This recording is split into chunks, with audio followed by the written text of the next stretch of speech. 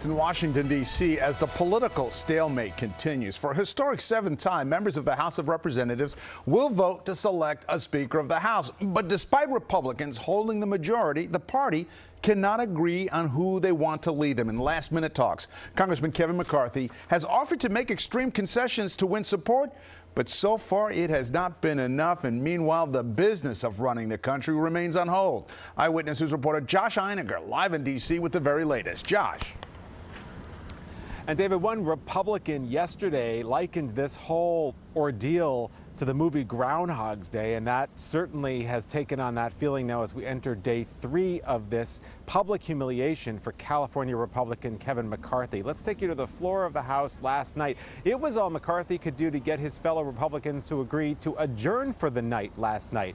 They did that with a margin of just 2 votes, and overnight and through the morning today, there has been feverish negotiations, arm twisting, dare I say begging on the part of McCarthy and his allies of about 20 far-right hardline Republicans who have at all costs tried to stymie McCarthy's effort to be Speaker. McCarthy, as you said, Dave, has offered extreme concessions, including the opportunity for just one member of Congress at any time to call a snap vote to oust the Speaker, which of course dramatically weakens the power of the speakership. And as all of this plays out across the aisle, the Democrats are showing extreme loyalty and unity behind Brooklyn's own Hakeem Jeffries, who unanimously became the minority leader-elect a couple of days ago, and this morning spoke about the dysfunction on the other side of the aisle.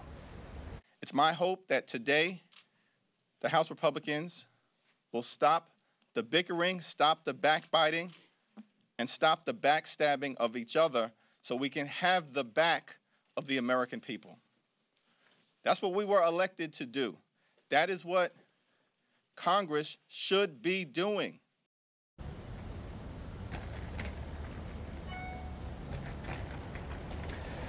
But Congress at the moment can do nothing, and here's why. 435 members-elect are still just members-elect. They can't be sworn in until there's a Speaker in charge, and of course that won't happen until an actual vote can succeed to either put McCarthy or somebody else in control. They will begin a 7th round of voting coming up in the next few minutes, and we should know by the end of this afternoon if they've made any progress. We'll have the very latest when I see you on Eyewitness News starting first at 4. We're live.